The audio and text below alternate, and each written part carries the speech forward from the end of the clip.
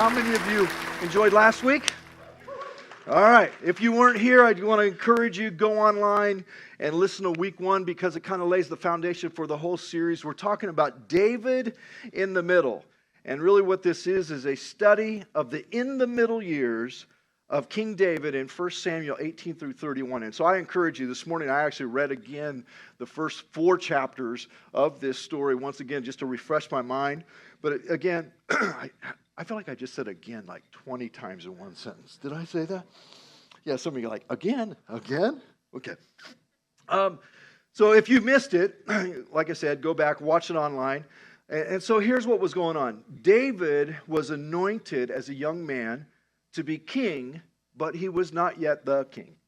And he was in the middle. He was in the middle of that anointed time, that called time, that realization time that, hey, there's something ahead, but I'm not yet there. I'm in the middle. And so we're talking about these in the middle years of King David. He had to, and here's the key for you and I as well, he had to maintain the right heart in the middle so he could end up where he ultimately belonged. And so a lot of us here today, I think, are in that same kind of story where we're in the middle of something and we need to maintain the right heart, the right attitude so that we can get to where we ultimately belong. In other words, where you're at right now might not be exactly where God wants you, but God's using where you're at right now to get you where you're supposed to be. And so we got to understand this in the middle moment. Many of us are in the middle of something, whether it's a storm, things are just going crazy, chaotic right now for you. Or maybe you're in a difficult season. It's just one of those moments, wow, this is difficult. Your work schedule's difficult. The family thing is difficult. Whatever it is, you're in a difficult season. Or maybe you're in just a struggle or a sickness. Or maybe it's a breakup. Maybe it's a financial hardship. Maybe it's the loss of a loved one. Whatever it is, you might find yourself today in the middle. And so this whole series is us finding ourselves in the story, trying to figure out how do I maintain the right heart, the right attitude in the middle. Now, life is a journey, and along the journey, there are times of transition and challenge. We talked about that last week, that there's always going to be transitions and there's always going to be challenges. If I think that there's never going to be any transitions and I think there's never going to be any challenges, I'm always going to be highly disappointed with life because that's the reality that you and I live in. There is going to be transitions and challenges. But God is not done. Can you look at the person next to you and say, God is not done? God is not done. God is not done. Which leads us to our key text, which is found in Philippians chapter 1, verse 6. The Apostle Paul speaking. I love this verse. It's one of my favorite verses. You probably think, wait a minute, he says that about every verse because I love all of them, right? And it says, and I am certain that God, and last week we talked about that, just that confidence that God is doing something, that God who began, would you underline the word began in your notes if you could, who began the good work within you, will continue his work until it is finally finished. Can you underline finally finished? On the day when Christ Jesus returns. So I love this text, and there's so many different things to talk about in what's going on. But I want to just give us real quick before we jump into the message, 2 quick thoughts from our key text. And the first one is this, is that I'm so grateful that what God begins, he finishes. How many of you are like me that sometimes if you have a lot of projects that you don't always finish all the projects, right? Well, God is not like you and I. Thank God, right? I thank God that what he's begun in me, he's faithful to finish. In other words, he doesn't say, I've kind of lost interest. I'm not really into this anymore. I hope you guys make it. That's just not the Lord. And so what he does is he begins the work. He's the one that initiated it. He's the one that started it. He's the one that called you. He's the one that stirred in your heart to even respond to even being here today. It's God doing all that work in you. And along the way, it's not you having to make it happen. It's actually him making it happen because he's going to finish it. And all I have to do is trust him. All I have to do is trust him. That God began something and he finishes it. And what he begins, he will finish. I didn't start it and I'm not the finisher. Jesus is the author and the finisher of our faith journey, not me. And I'm really glad because that's the truth. Here's the second thought, is how does God do his work? How does God do his work? It says his work until it is finally finished. What is that work? And I was thinking about, how do we answer that question? How does he do his work? And here's what I came up with real quickly. One is he does it by his Spirit.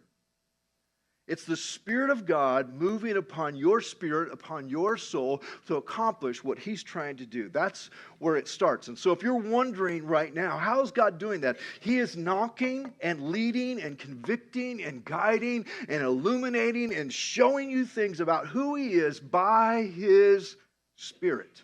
That's how he does it. Second thought is he does it by his power, not yours. It's not your ability to somehow click your heels, snap your fingers, make it happen. It's actually his ability, because if it's mine, here's the scary thing: if it's my power, what my power does will only last in what is temporary right now on this side of eternity, but what his power does will last forever. And so it's his power working in me. Here's the next one. I'm kind of leading this into what we're going to talk about today, is that it's through our life experiences. So how does he do his work? Many times, how God does the work in your life and in my life is that he allows me or directs me in the middle to go through experiences that I learn about who he is and what needs to be shaped in me at the same time. It's through life's experiences. And so some of you have a lot of God in your life because you've went through some things. You've got these moments in your life that you've been through some difficult stuff, you've seen some stuff, you've experienced some stuff, and maybe, and I'm just going to throw a maybe out there, God might have been the one that was allowing those things to happen because he knew that in the middle, the shaping and the forming of who you needed to be to bring it to a finish was all good. And so I just need to understand it. Here's the last one of his work, that is through his people. God uses people to accomplish his work. He uses people just like the person you're sitting next to. He uses people to make it happen. So today we're going to talk about how God uses people. And so, let's just jump in. Today we're picking up the story with David in 1 Samuel chapter 20 and 21. And real quick overview, all right? So David, young David, has been anointed to be the king. And he's going to eventually replace the current king, who is Saul. Now, you can go back and read the whole story. I don't want to take a lot of time to talk about it. But Saul was the response of the people saying, we want a king to be like everybody else. And he was tall and handsome, and he was all the things that an outward appearance of a king would look like. But inwardly, he had character flaws. He had things that actually were disobedient and rebellious towards God. And God said, that's not my guy. And so David got anointed to be king, but the problem was Saul was still the king. So that's the storyline. And David, young David, has killed Goliath, had the battle with Goliath. He's won many battles with the Lord's help. He's now in the palace where he's playing the harp for Saul, trying to soothe him because of his craziness. All this is going on, and David's there. But Saul is becoming increasingly afraid and jealous of David to the point where he is attempting to kill David. And last week we talked about it. He's actually launching spears at him and sticking them in the wall, and David is eluding and ducking and getting away. It says that he escaped a couple times, maybe even 3 times. I mean, there's just this thing going on where David is in jeopardy of losing his life because Saul is coming after him. Not only that, but Saul sends him on death campaigns, sends him out on these battle excursions that are surely not going to make it, not win, but God, because he's with David, they're successful. So all this is going on. And David, here's kind of how we get closer to the story we're talking about today. He's not feeling too good about being around Saul, right? This guy's trying to kill me. He's throwing spears at me. He's jealous. He's angry. He's mad. He's crazy. He's all these things. And so David's not feeling too good about being around Saul. So he flees in the middle of the night based on the instruction or advice of his wife and say, hey, you better leave now because you'll be dead in the morning. And now we find him in these chapters where he's outside of the palace and he's actually hiding in the woods trying to figure out, what do I do? Where do I go? How do I make it in the middle? He's in the middle now. It's happening. Things are going on in his life, and he's a fugitive on the run. Now, as I was studying and reading through chapters 20 and 21, where this story is unfolding, there was one verse that jumped out at me. Not that there wasn't other verses that were important, but one verse jumped out at me, and there's two big questions that are in this verse that I think can maybe stir some thought in us here today. And here's what it says, 1 Samuel chapter 21, verse 1. It says, David went to the town of Nob to see Ahimelech the priest. So far, that's good. He went to the house of the Lord. He went to where God would have been, right? And Ahimelech trembled when he saw him. And here's the questions. Why are you alone? Why are you alone? He asked. Why is no one with you? Why are you alone? And why is no one with you? And as I read that this week and the last couple of weeks, I kept thinking about it. You know what the issue is for many of us surviving the middle is we're alone. We're alone in the middle. We're alone in the middle of the fight, and we can't seem to survive the way we want to and the way we need to because we're simply alone. So let me ask you just a couple more questions. Who's on your side today? Who's on your side? I mean, who? Who's on your side? Who? Not your side to be a rebel or be wrong or be bad, but who's on your side to actually fulfill God's plan for your life? Who's on your side? Here's one that goes right with that, and that's this. Who's there to help you in the middle? Who's there to help you in the middle? And here's the truth. Too many people never survive the middle because they try to do it all alone on their own. Who is there in the middle to help you? Here's another big question, is why? Why are you alone today? Why are you alone today? Ahimelech said to David, why are you alone? Why? Why is it that this is the story or the condition of where you're at in life? And if David was the answer, I think he would answer it very simply. I'm scared. I'm running. My life is in jeopardy. Right? If that was the honest answer, if he would just say, yeah, this is why I'm alone. Now, we'll see in just a minute, he didn't do that. He actually lied. But why are you alone? So that I begin to think about it in my own life. Why am I sometimes alone? Why am I sometimes in a lonely place, even when I'm surrounded by people all the time, even though I'm in that place, where people are around me all the time, I'm still alone in the middle. Why is that? And I wrote down a couple thoughts. One is that I've got hurt or pain in my heart that makes me or causes me to pull back, not step in. See, some of us here today, we're alone because we've been hurt by somebody or something. And because of that, we've stepped back or stepped away from the very relationships that we desperately need. And now we're struggling to survive in the middle because we are alone because of that hurt. Here's another one for me, is I'm struggling to trust. And I'm going to talk more about that in just a second. I just struggle to trust. I tell people all the time that my trust thing is broken me in some ways. It's been dropped a couple times, and it's broke, and it doesn't work real well. And some of it goes back to childhood, and some of it goes back to early ministry, and some of it goes back to last week. And so, whatever. Like what happened last week. Jennifer's just not always really nice, but no. No.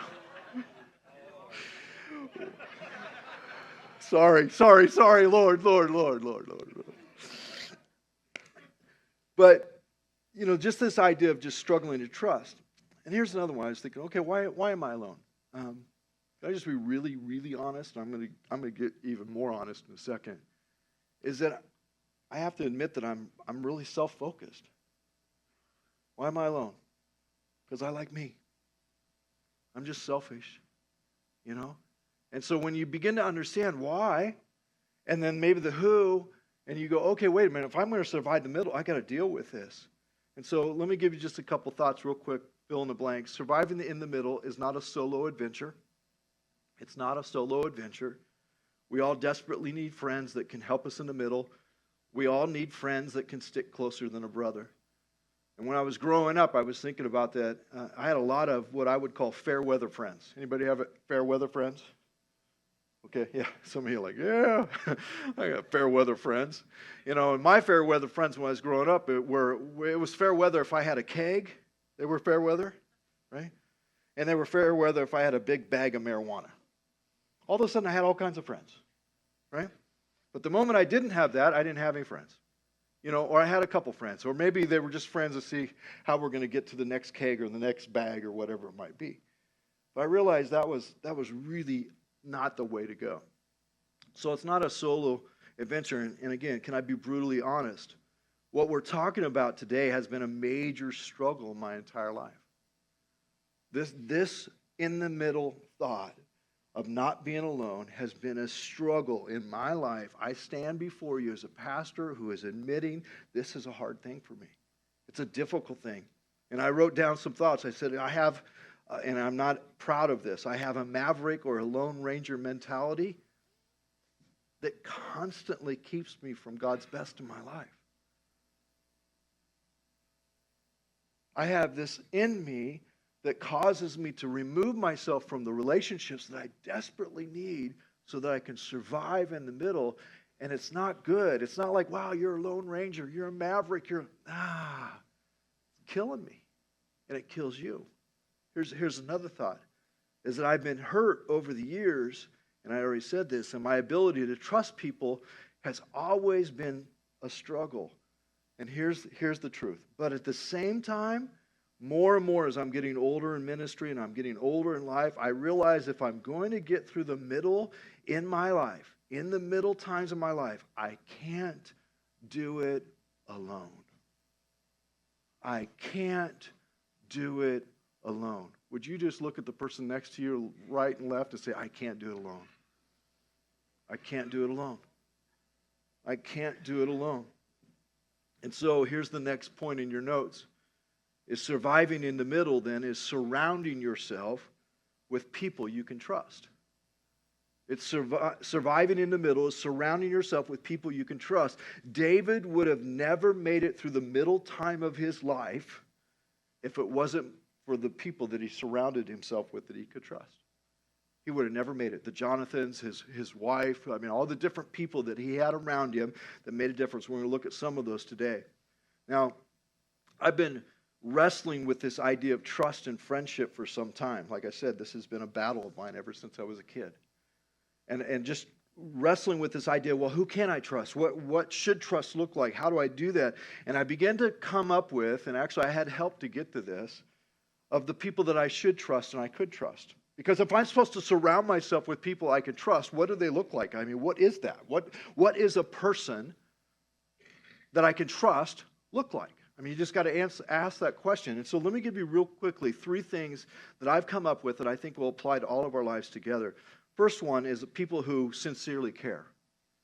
Sincerely care. In other words, I can trust people who genuinely care about me in spite of my flaws, in spite of my hang-ups.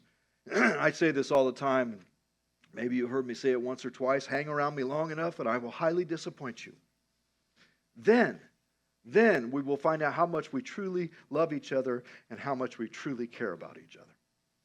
And see, something has to be an understanding that this person genuinely cares about me and I genuinely care about them. Number 2 is that I trust people who are equally transparent, that they share of themselves at the same level that I share with them. How many of you are like me and it drives you crazy that you bare your soul and then the person across the table from you doesn't bear anything? I don't want to be with that kind of person. I have a hard time. I might like them, but I don't necessarily trust them. And so trust to me is equal transparency. There's this level that you're bearing your soul and I'm bearing my soul equally. We're both pouring ourselves out here. We're not hiding anything. We're not holding anything back. And so they don't hold things back, and they're willing to be open and honest about who they are as well. Here's the third one, is that they hold similar values. Similar values. That they love God with all their hearts. That they want to make a difference in eternity. And when I say they love God, let me go back to that. It doesn't mean that they love God and they're perfect. It just means that their passion and their pursuit in life is to fulfill God's plan for their lives. That's what I'm looking for as a person. They are not pursuing earthly riches or accomplishments. Here's what I've realized over the years, and I'm just sharing my own heart here and how this works, is that a lot of times I'll have friendships, but I realize that when it gets to the roadway where there's a Y in the road to whether or not life is going to be all about the accomplishments and the riches of this world or all about the riches and accomplishments of eternity, that's a value struggle that I have when I have trust relationships because it's different. And so I can only go so far down the road in that relationship because I'm like, I don't know if it doesn't mean I don't love them or I don't like them or I can't enjoy being around them. But the level of trust that I think God wants to have that we're talking about today struggles when that isn't there. That they're passionate for Jesus and they're passionate for souls. So all that just to say is I think you got to think about who do you trust? Why are you not trusting? Why are you alone? So let's jump in. Chapters 20 and 21, excuse me, record three encounters. Three encounters. One is a friendship encounter with David, with Jonathan, who was his friend. An encounter with Ahimelech, the priest, who could have been a friend.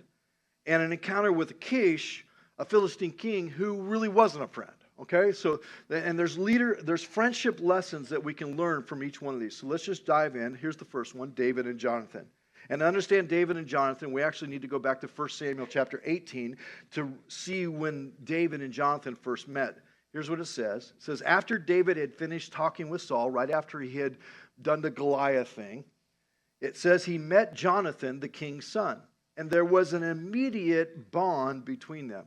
How many of you ever had friendships like that, where you run into somebody and say, man, we're just brothers. We connect. I mean, there's just something. I've got about 5 people in my life that I can say, that person is a brother. That person I connect with. I know they care. There's similarity. I mean, it just happened. Boom, we're bonded. You know, and that's what was happening. There was an immediate bond between them. For Jonathan loved David. And let me just highlight something. There's some bad theology out there that thought that the love that is described here was some type of physical intimacy love.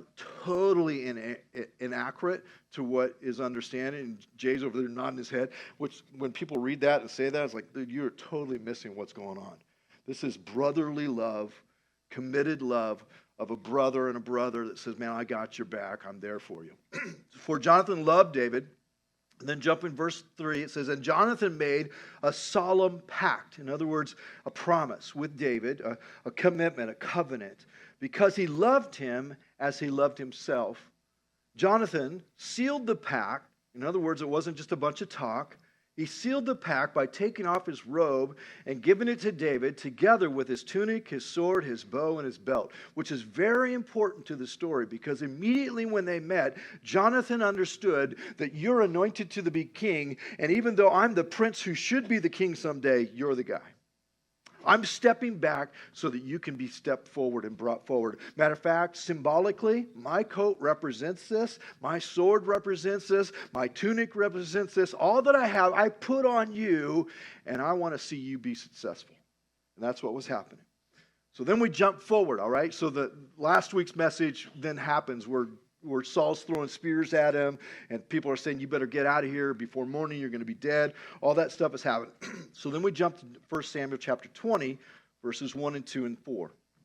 It says, then, after all the attempts on David's life, David fled from Naioth at Ramah and went to Jonathan. He went to his friend. He went to Jonathan and asked, what have I done? What is my crime? How have I wronged your father that he's trying to kill me? And Jonathan responds. It says, never, Jonathan replied, you are not going to die. He was hopeful, right? I mean, he was saying, it's going to be okay. It's going to work out. Look, my father doesn't do anything great or small without letting me know. Why would he hide this from me? It isn't so. Jonathan said to David, and here's an important phrase, whatever you want me to do, I'll do for you. Whatever you want me to do, I'll do for you. And so here's the first leadership or friendship lesson that we can learn here today. Friends are supportive of the God things that he is doing in us. Friends are supportive of that. Notice the heart and the activity of Jonathan. He wasn't resentful or jealous or in competition with David. He was supportive, he was expectant, and he was committed. And no matter what, this is what was happening. I will support the God thing in you.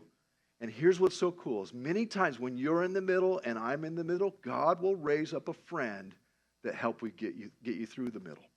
And I got to be ready for that. I got to realize, Lord, you're raising up this person. This person is in my life to help me get through this middle time so that I can get to where I ultimately belong. And God will many times do that. Here's, real quickly, 4 ways to be a supportive friend or to be a good friend. First one is you're willing to do whatever it takes. I'll do whatever you need. I'll help you in whatever I can. Jonathan was willing to risk his own comfort so he could help David in the middle. He didn't say, sucks to be you, hope it works out, right? That's not what he said. He said, I'll do whatever it takes to help you. I'll do whatever it takes to help you. That's how you be a supportive friend. Here's the second one, is that supportive friends are ready to help make the hard decisions in life.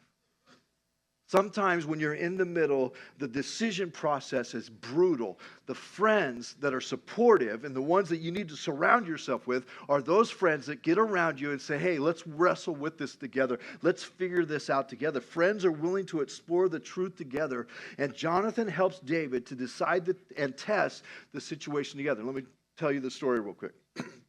So David comes to Jonathan and said, hey, what's up with your dad? He's trying to kill me all the time. I mean, every time I turn around, he's throwing spears at me, right? Every time I turn around, he sends me on another campaign, and surely I think he's trying to kill me. And Jonathan says, no, he's not trying to kill you. Don't worry about it. Let's test this. And so they say, okay, let's test it. And he's hiding in the woods at this time, David is. So David said, okay, let's do this. There's a festival, a religious festival coming up that lasts for 2 days. Go tell your dad, Saul, that I'm not going to be there, and I needed to go home, and let's just see how he reacts when he finds out I'm not around. All right? And Jonathan's like, okay. And if it turns out favorably, then let me know. And see, he goes, well, how are you going to let me know? How's this going to happen? I can't even go into the palace. I can't go around here. So you're going to have to, he said, I'll tell you what, I'll come outside with a little boy, a bow and arrow, and I'm going to shoot some arrows, and I'm going to shoot them out there. And when it goes out there, if you need to go, I'm going to tell the little boy, go further, hurry, go further, get out of here. Something like that, right? And so this is a great plan. So they go through the whole process. Sure enough, David doesn't show up. Saul the first day says, well, where's he at? He must have to go, he's not clean. He just can't be here. Second day, though, it comes back around, and he sees that he's not there, and he says to Jonathan, hey, what's up? Where's David at? He said, he wanted to go hang out with his family for their festival, and his brother wanted him to be there, so it just happened. And immediately, Saul got furious with Jonathan and said, you are the son of a whore. I mean, read it. It's in the scripture. I mean, it wasn't good. I mean, and immediately, and I'm thinking Jonathan's probably going, you know what? Maybe he doesn't like David. Right? He goes, you're the son of a whore. A rebellious woman. You are a rebellious son. And he goes through this whole thing. He said, man, you go get him and kill him because I'm going to kill him. And all of a sudden, Jonathan goes, wow, he really wants to kill David. To the point where he gets so mad at Jonathan, he does the same spear thing.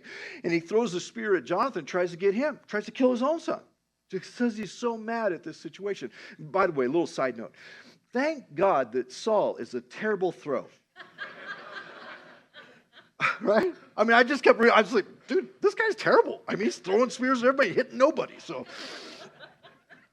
anyway, So he goes out, Jonathan goes out, and he takes the little boy and he shoots the arrows and he goes and he says, go further, go, go, go. It's not safe. And they have a little conversation and all that's happening.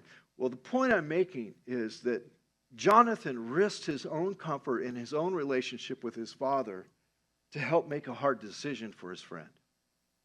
And see, some of us, we need to understand that life in friendship is not, well, I hope it works out for you. I don't really want to get involved. He got right in the middle of it to the point where spears were being thrown at him. And see, some of us, that's a hard thing because we kind of like to not get involved if we don't have to get involved. Not my business, not my place. But see, friends, when they're supportive, they get in the middle of it and understand and help what's going on. So help to make the hard decisions. Here's another one, all right? Friends are supportive, tell the truth. They tell the truth. Check out 1 Samuel chapter 20, verse 13. And this is in the middle of what I just described to you, that story. It says, but if my father intends to harm you, may the Lord deal with Jonathan, he's speaking of himself, be it ever so severely.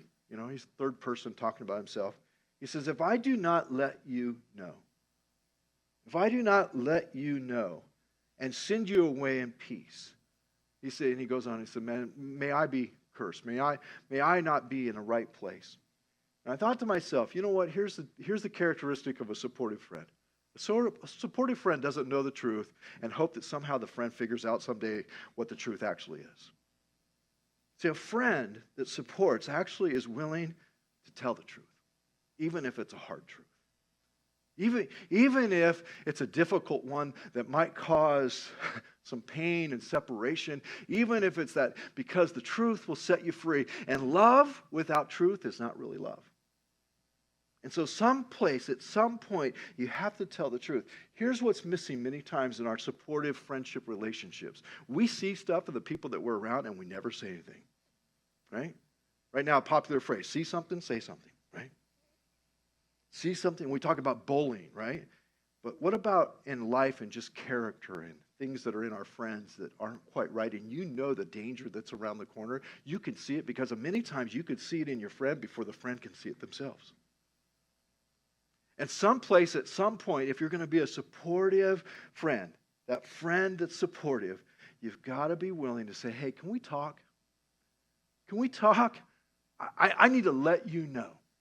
In love, because I love you, you're my friend, I value you. You know what I've done over the last few years? I found that I've had to basically ask the friends of my life, would you please tell me the truth? Because maybe I was pushing them away and I was keeping them at arm's length and I was begging them, and I'm still begging them, say, hey, tell me the truth, tell me the truth. When I'm messed up, tell me the truth. And I tell Jennifer, would you quit telling me the truth, right?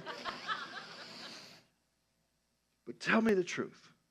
And so friends tell the truth. Here's the last one, is that they seek to bless. Verse 13b, the same verse there, it says, may the Lord be with you as he's been with my father.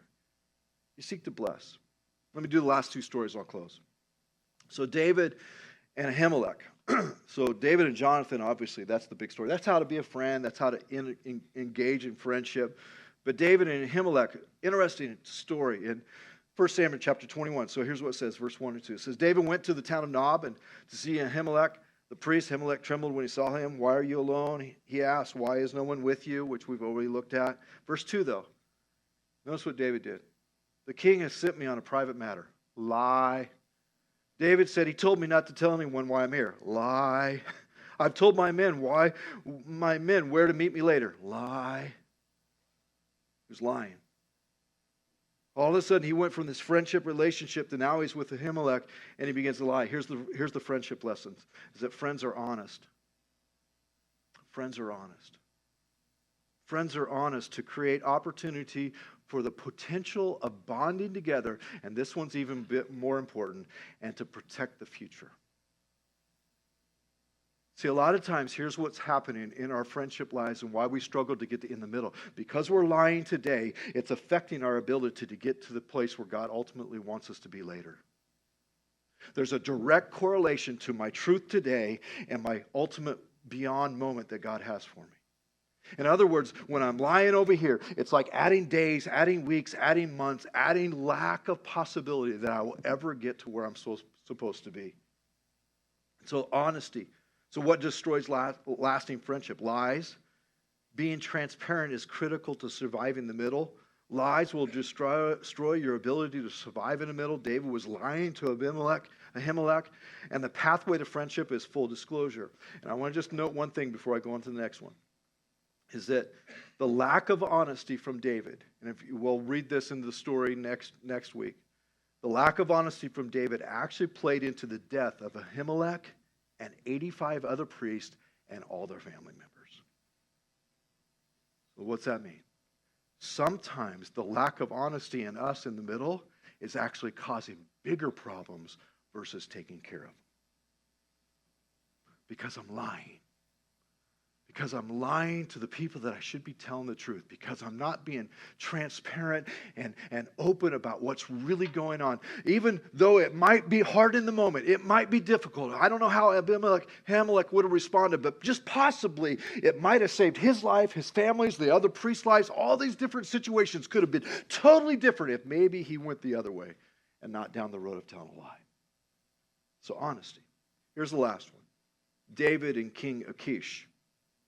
1 Samuel chapter 21, verses 10 and 10 through 12. So David escaped from Saul. He's on the run. and he went to King Achish of Gath, which is interesting because Goliath was from Gath. Kind of interesting little correlation. It says, but the officers of Achish were unhappy about his being there. And basically they went on and say, hey, isn't this the guy that is the king and people sing songs about him? And hasn't he killed a lot of our people? I mean, what's going on here? It goes on, verse 12. David heard these comments and was very afraid of what King Achish of Gath might do to him. Verse 13. So he pretended to be insane, scratching on doors and drooling down his beard. Now, I'm not going to demonstrate that, but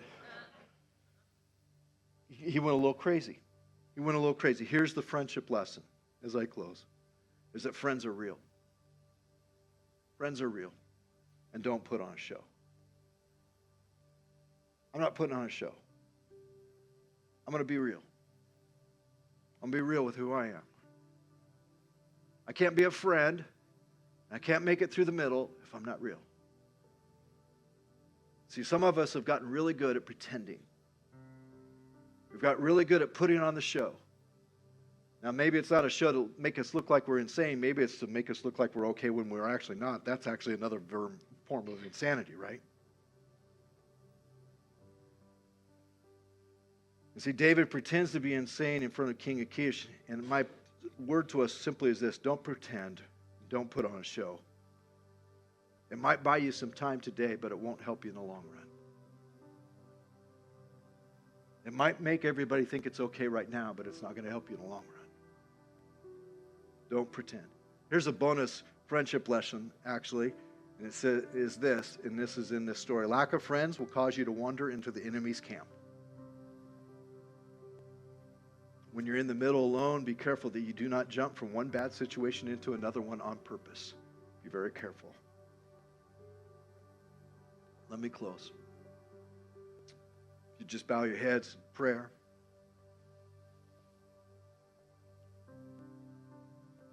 There's a lot of us here today that are in the middle of a difficult season, a difficult time, and what we need, maybe more than anything else right now, is we need to surround ourselves with people we can trust. And maybe you've been pushing people away, and maybe today it's time for you to reach out. To find somebody that you can share your heart with, and you can share your pain with, and you could wrestle with questions and decisions with, and just begin to find that person that is going the same direction. And that's you today. That God is calling you to not do it alone, to not go it alone. Why are you alone? Maybe you'd begin to reach out. Maybe you'd begin to reach out. Here's one more thought as your heads are bowed. That Jesus, I love this, is a friend of sinners. He welcomes sinners. He welcomes those that are in a messed up place. He open arms says, I will receive you. I will welcome you. I love you. I know you're in the middle. I know you're going through stuff. Would you trust me to bring you through? See, some of you here today, you need to trust Jesus to bring you through. Say, Lord, here's my life. Here's my struggle. Here's the thing that I'm facing. And Lord, I've been trying to do it all alone and leaving you out of the picture. And you're the one that's pursuing me and wanting to be my best friend. I surrender to you. In Jesus' name.